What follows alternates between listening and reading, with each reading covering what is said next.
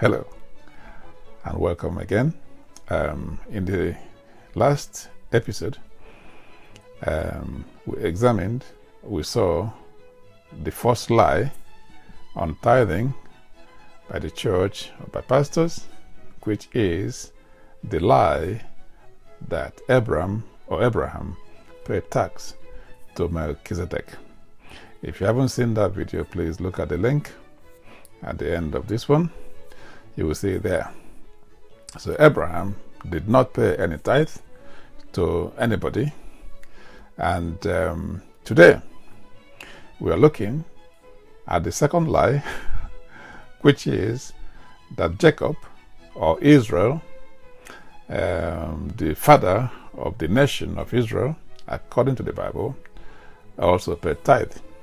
You shall see again today that Jacob did not pay any tithe to anybody. And that's assuming that the story of Jacob in the Bible is historical, is factual, is true, which we're not going into today. Assuming that the story is true, did Jacob pay tithe? And the answer is no, he did not. Let's look at first the story about Jacob in the Bible, the story that led to the claim that he paid tithe. Genesis 28, 10 to 19.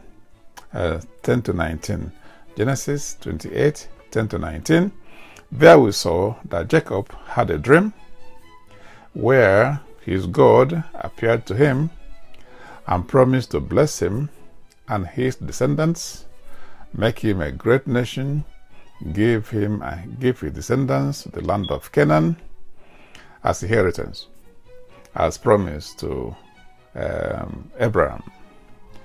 Now, when Jacob woke up from this dream, he built an altar to his God, and that God is apparently El or Elohim, and called the place Beth-El, place of El, Beth-El. And after that, he made a vow. And the vow he made is contained in Genesis 28, 20 to 22, Genesis 28, 20 to 22. And it goes like this. Then Jacob made a vow, saying, if God will be with me and will watch over me on this journey I am taking, and will give me food to eat and clothes to wear, so that I return safely to my father's household, then the Lord will be my God, and this stone that I have set up as a pillar will be God's house. And of all that you give me, I will give you a tenth. The God being referred to here, of course, is Elohim or El. So he said, all that you give me, if you be with me in this journey, and I come back home safely, all that you give me, I will give you 10% or a tenth. Does this mean then that Jacob paid tithe? So from that story, does it mean that Jacob paid tithe? The answer is no. There's a difference between a payment and a giving. Between paying and giving. A payment and a gift. Jacob made a vow, a promise by himself to his God to give 10% of everything that God will give to him if he were to succeed in his journey.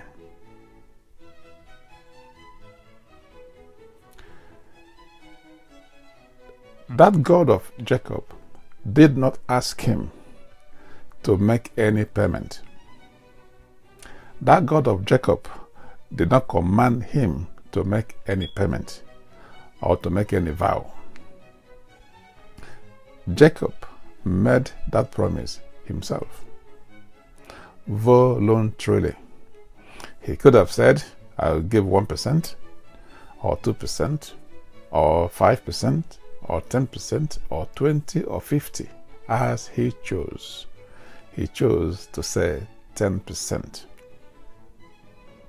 So he wasn't paying, he was giving, he was making a gift.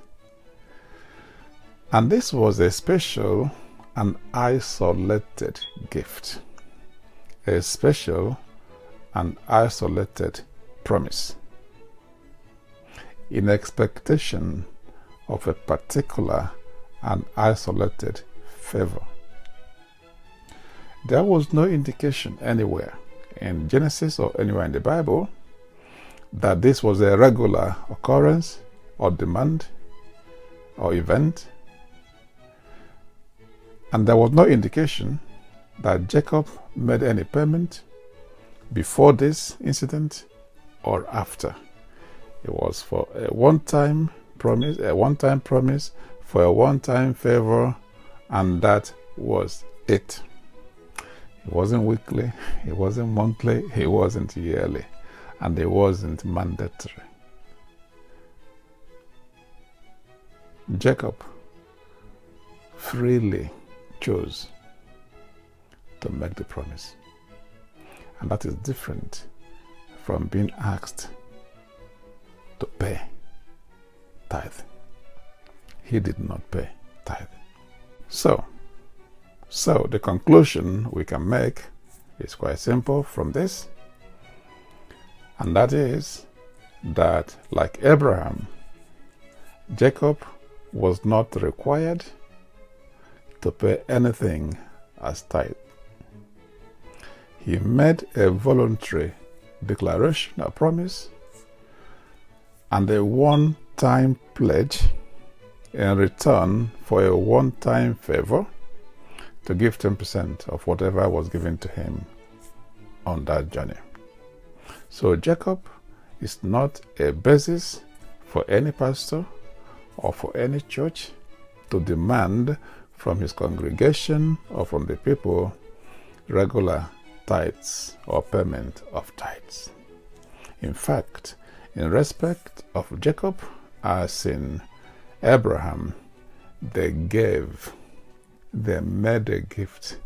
They did not pay anything or any tithe to anybody. So, pastors and churches who claim, based on this episode of Jacob, authority for collecting tithe from people are lying and scamming and deceiving the people. They must know there's no basis for what they claim. If you like the video, please give us a thumbs up and subscribe to the channel if you haven't done so, and help us to share and reach more people. Your comments are much welcome. If you think what I said is rubbish, if you can prove it's rubbish or unbiblical, if you're a pastor or you're a believer and you think this man is saying rubbish, tell me how it is rubbish. Until I see you again next time, take care.